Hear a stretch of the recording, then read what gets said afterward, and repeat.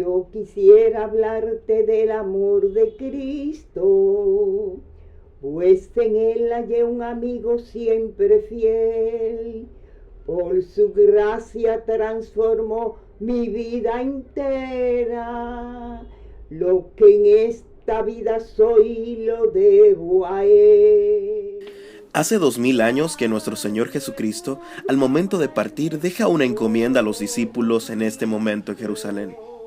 Id por todo el mundo y predicad el Evangelio. Así, inicia el nuevo pacto a beneficiar con la salvación y reconciliación con el Padre a millones de personas.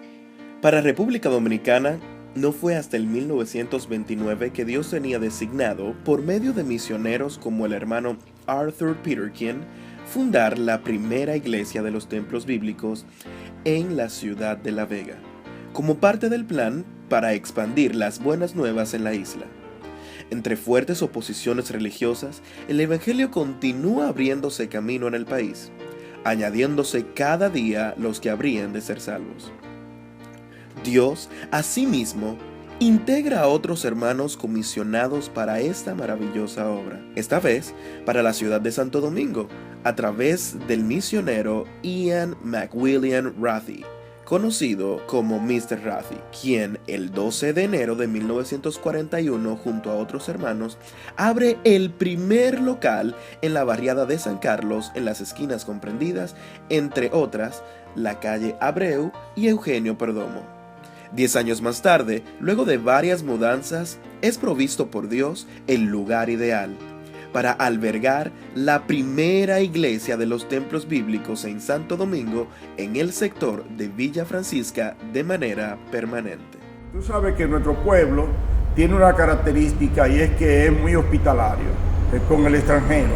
Entonces ellos tuvieron buena acogida. Ahora, tuvieron rechazo, lucha de parte del catolicismo, de la vida de los líderes religiosos, y tuvieron que sufrir, recibir lluvia de piedra, lluvia de huevos, tomate, burla de la sociedad. En el Evangelio me convertí en el 51, ¿sabes?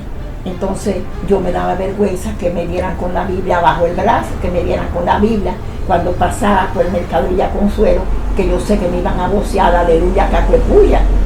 Y por acá arriba por los barrios también perseguían a los que tenían escuelas dominicales, porque entonces se hacían escuelas dominicales en muchas casas. No había libertad de culto, esa era otra, ese era el peor problema, que no había libertad de culto. A los muchachos les tiraban piedra y qué sé yo, pero los muchachos se huían, siempre iban. Los papás no lo querían dejar ir, muchos papás no querían dejar ir sus hijos. Cuando dábamos servicio al aire libre en las calles, a veces tiraban piedra, apedreaban. Pero el Señor siempre nos guardó y sigue. Nosotros seguimos predicando. El trabajo misionero rindió sus frutos, esta vez en dominicanos que han sido verdadero ejemplo de trabajo y fidelidad, de los cuales podemos mencionar a Justina Alvarado, Dulce Paulino, Don Pedro Luna, entre otros, quienes posteriormente continuaron la obra con perseverancia, dejando un legado que ha trascendido en el tiempo. El Evangelio fue tomando fuerza y ganando almas, ganando jóvenes. Ese trabajo con la niñez fue tremendo, fue formidable. Y el Señor añadió a la iglesia hombres que hoy yo podía mencionarte algunos nombres de esos hombres, tanto en el área de la juventud como en el área de la vida madura, hombres y mujeres que fueron incorporados, que hicieron un equipo fuerte, poderoso para el impacto del Evangelio aquí en Santo Domingo. Sí, conocí muchos misioneros, hermana Russell, Miss Russell, que me ayudó también en mi comienzo, dándome clases de piano y regalándome Biblia, libros, igual a mis hermanos también. Agradezco a Manuel Medina, que nos entusiasmó, invirtió recursos en nosotros, en mí, en un grupo de jóvenes, entre los cuales hay algunos que son pastores, como hermano Miguel Matos, César Bolívar Calcaño. Tenemos también en Estados Unidos a Wilson Navarro y también a hermano Nicolás Navarro, que es un pianista muy bueno. Haber sido formado por un liderazgo tan floreciente como el de nuestro hermano don Ian Rafi, con quien nos desarrollamos y quien nos introdujo en el liderazgo, con el hermano Baudilio Custals, maestro de maestros de nuestras asambleas durante mucho tiempo, haber tenido nuestra conversión con el hermano Mariano González, destacado predicador internacional que todos conocemos, habernos introducido a la parte pública a través de Miguel Ángel Castillo. Todas estas cosas realmente fueron experiencias grandes. Hoy, a más de 70 años, es evidente que el Padre Celestial ha bendecido la labor que con tesón las iglesias del Templo Bíblico de Santo Domingo han realizado. Apegados a la misión y visión, hemos crecido utilizando las herramientas dadas por Dios para el alcance de las almas atadas por el pecado. Y el fuerte de nuestras iglesias, de los templos bíblicos, es la Escuela Bíblica de Verano, la EBDB. Nosotros nos distinguimos de las demás congregaciones porque le damos mucho énfasis en eso. Otra área que estamos fortaleciendo es el área de casado, con los clubes de casados. Y yo quiero hacer énfasis en la visión que tuvieron los misioneros de trabajar con la niñez, a celebrar escuelas bíblicas para niños, que debajo de un árbol, en el patio de la casa de una hermana, de un amigo, en un parque, y fueron capacitando a los nuevos conversos, a los nuevos creyentes, para que continuaran esa labor. ¿Y qué de los estudios bíblicos? Donde los jóvenes se reunían para estudiar las escrituras, no solo en los cultos de estudio bíblico, pero se hacían reuniones adicionales para profundizar en diferentes temas. Esto dio al traste con la formación, con la fundación de otras obras, de otras iglesias, porque tras los niños no solo se convertían los niños, venían los padres. Al desaparecer los misioneros, las iglesias entonces se abocaron a una necesidad imperante de ver cómo nosotros podíamos fortalecer nuestra interacción y nuestro apoyo mutuo, y formamos parte de un gran proyecto que para mí ha sido uno de los mejores proyectos que el Señor nos ha permitido involucrarnos, que fue la coordinadora de los templos bíblicos. Una entidad que no pretende ser un concilio, pero sí pretende ser un ente que ayude a fortalecer las relaciones interiglesias, a apoyar las iglesias que necesitan apoyo y a fomentar la unidad entre nosotros. Una escuela de formación bíblica. ¿Qué privilegio tienen los hermanos de hoy? Nosotros no lo tuvimos. Nosotros solo oíamos de otros que iban a seminarios, reuniones anuales que fomentan el acercamiento y la unidad. Enero, nuestro aniversario, recuerdo cuando el grupito éramos 500 personas. Hoy ya no, hoy somos un grupo mayor, lo cual indica que el Señor nos ha bendecido. Y yo creo que hay un aporte que no puede pasar por alto. Por primera vez en muchos años, hace ya algunos años, nosotros nos sentamos y consensuamos un manual, un libro de doctrina, que no pretende sustituir la Biblia, no, sino sencillamente plasma cómo nosotros creemos e interpretamos los puntos doctrinales, tanto fundamentales como generales, bajo un principio básico.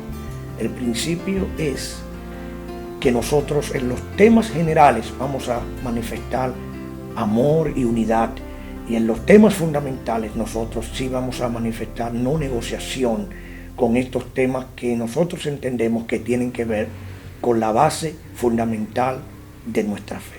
Conscientes que somos parte del ejército dirigido por el Rey de Reyes y Señor de Señores, hemos aportado nuestro grano de arena en la sociedad y en cierta medida hemos influenciado a otros hermanos y hermanas para que como cuerpo realicemos las ordenanzas de nuestra única cabeza, que es Cristo. Cuando yo nací, mis padres eran ya cristianos y eran miembros activos de Templo Bíblico. El Templo Bíblico fue una iglesia muy desde el principio, muy con visión misionera. De hecho, sus primeros pastores fueron misioneros, los esposos Rafi, e impregnaron siempre a todos los miembros de la congregación la necesidad de creer en el trabajo misionero y de ir a las misiones. Así que nos llevaban, yo recuerdo pequeña, yendo los lunes en la noche a pararnos en diferentes esquinas de la ciudad para ir a predicar la palabra. Y en ese tiempo, ser cristiano evangélico era algo terrible. Entonces, muchas veces teníamos que salir huyendo por las pedradas. Yo me acuerdo perfectamente de las piedras sonando en los cines y nosotros huyendo o permaneciendo ahí, queriendo permanecer para llevar la palabra. No era solo la visión misionera. Yo recuerdo el Templo Bíblico impactando mi vida desde pequeña por el estudio de la palabra. Lo que aprendí, esa formación, ese volcarse al estudio de la palabra, y que fuera una palabra no adulterada, que fuera la palabra precisa de Dios, la reverencia ante esa palabra, es lo que aprendimos en ese tiempo. La congruencia entre la congregación, la iglesia y mi casa. Mis padres eran cristianos, pero cristianos reales. Lo que yo veía que se predicaba en la iglesia lo viví en mi casa. Entonces en mi casa era un soporte a todo lo que la iglesia estaba haciendo. La iglesia va a formar o va a deformar. En la medida en que la iglesia enseña, eso va a estar impreso, es un sello que el Señor coloca por medio de su Espíritu en la vida de los miembros. Cuando uno crece siendo niño viendo un testimonio coherente y viéndolo a través del tiempo y viendo la bendición de ser así, de ser un cristiano activo, convencido, entonces eso marca tu vida. Yo entiendo que mi pasión por la palabra de Dios, mi deseo de enseñarla, el deseo que el Señor ha puesto de que otros entiendan la importancia de trabajar para el Señor, vivir para el Señor, viene de eso y del hogar que apoyó eso, que inspiró eso. Sin duda alguna que ahí están mis raíces.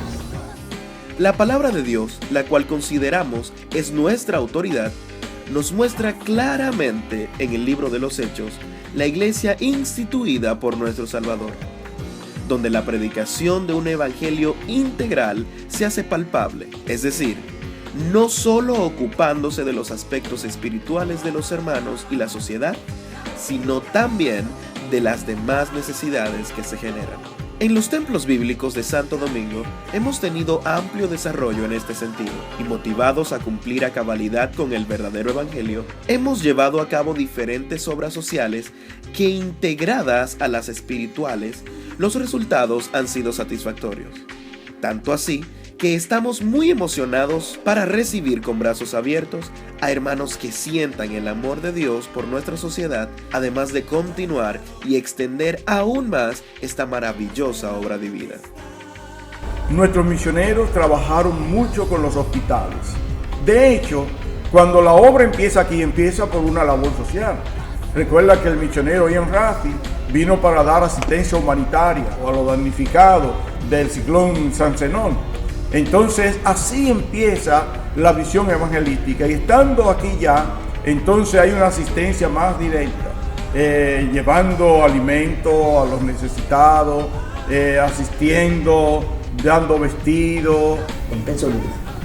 Ese con un grupo de Villa Francisca, de la primera que yo conocí, comenzaron a visitar muchas cárceles, las cárceles, especialmente la Victoria.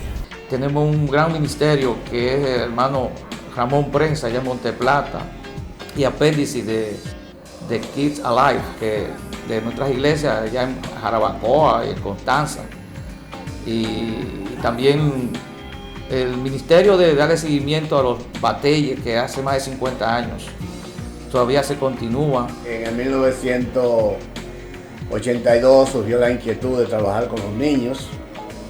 Realmente queríamos usar la estrategia de llegar a través de ellos a sus padres para llevarles la palabra de Dios.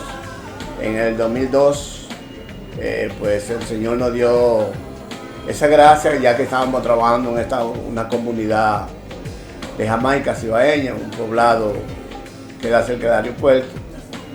Entonces ahí el Señor pues realmente nos inquietó y comenzamos a trabajar con los niños ya en el aspecto social y comenzamos a llevarle por lo menos un desayuno a los niños.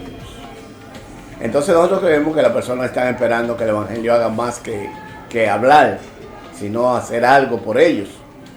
Y esta ha sido nuestra meta, llegar allí con ayuda no solamente con los niños, sino con los adultos también, porque siempre hemos hecho operativos médicos, hemos llevado golosinas a veces en las Navidades. Hablaba con los hermanos de Templo Bíblico Capotillo y me informaban cómo ellos hacían un trabajo tremendamente importante, saliendo por el sector y detectando, por ejemplo, que no había la llamada habitación matrimonial en las casas, porque solo tenían unas camas donde se tiraban todo, y comenzaron un proceso de donar cama matrimonial a las parejas. Detectar que el agua potable era un costo sensible para la comunidad de Capotillo y montar, como lo han hecho, una fábrica de agua potable para venderla a precio cómodo, barato, y las personas dejaran de beber el agua del río para beber de esto. Esa es una forma de predicar el Evangelio. Habíamos grupos de hermanos que íbamos a los hogares de los hermanos envejecientes para pintarle la casa, para corregirle alguna ventana, recogerle goteras, ver cómo estaba su dormitorio, ver cómo estaba su higiene. Entonces habían señoritas que se encargaban de recortarle las uñas, de asearla. Con esa asistencia al envejeciente y viendo que habían tantos viejitos en la iglesia, surgió la idea de la formación de un hogar de ancianos. El hogar de ancianos surgió con el apoyo de todas las asambleas y nosotros recibimos donaciones de hermanos de Estados Unidos, por ejemplo, pañales, cajas con pañales, en ocasiones con alimentos. También hemos recibido ayuda de hermanas que han brindado su servicio para la atención de esos envejecientes.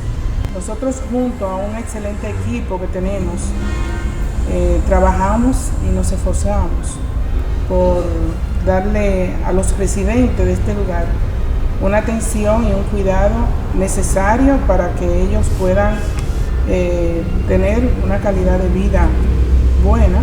Nos preocupamos para que ellos tengan buena atención, buena higiene, que tengan un ambiente agradable, acogedor, también en el área espiritual, en el área emocional. Así que en ese sentido desarrollamos actividades en esas diferentes áreas.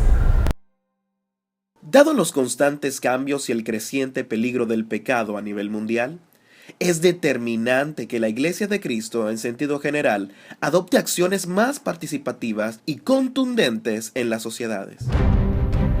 73 años después, en Santo Domingo, las iglesias templo-biblicanas estamos comprometidas con una visión de futuro con miras a cumplir con la encomienda de parte de nuestro Dios, con el objetivo de tener un mayor impacto en las almas de manera individual, en las familias y en consecuencia la sociedad en sentido general. Pero yo creo que el futuro es halagüeño en nuestras iglesias y como dijimos ya, el liderazgo que ha surgido es un liderazgo fresco, un liderazgo un poquito más abierto.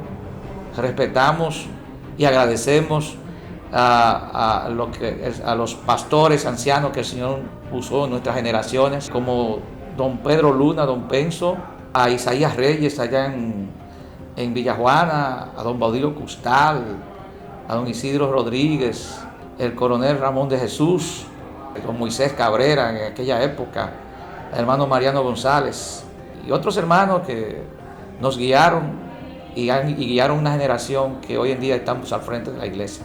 Para el futuro nosotros auguramos que nuestras asambleas sigan multiplicándose. ¿Saben lo difícil que es decir que nosotros no estamos de acuerdo con la homosexualidad cuando los homosexuales dominan todo? Nos acusan porque estamos discriminando ciertas clases, etcétera, etcétera. No estamos discriminando, porque el principio bíblico es que Dios ama el homosexual, pero Dios rechaza la homosexualidad y la iglesia tiene que decirlo. Hay pastores que tienen miedo en decirlo porque cuesta este tipo de red. Una iglesia cristiana verdadera tendrá que decir sobre el aborto lo que hay que decir, pero cada día es más difícil y más riesgoso hablar sobre este tema, porque esto se acepta como normal en nuestra comunidad. Los retos están ahí, son visibles, porque ya nos tocan de una manera directa. Por ejemplo, la iglesia tendrá que responder en muy corto tiempo de una manera más contundente, y nuestras asambleas no son la excepción a las presiones que estamos recibiendo en cuanto al cambio de los principios morales del mundo de hoy. Hoy, 73 años después, continuamos con la pasión de servir al Dios Supremo con ferviente oración para esparcir de forma íntegra la palabra de Dios y como buena semilla predicando el Evangelio de salvación. 73 años después, peleamos la buena batalla derribando las puertas del infierno que no prevalecerán en contra de nosotros, hasta que sean disipadas las tinieblas en cada vida de este país.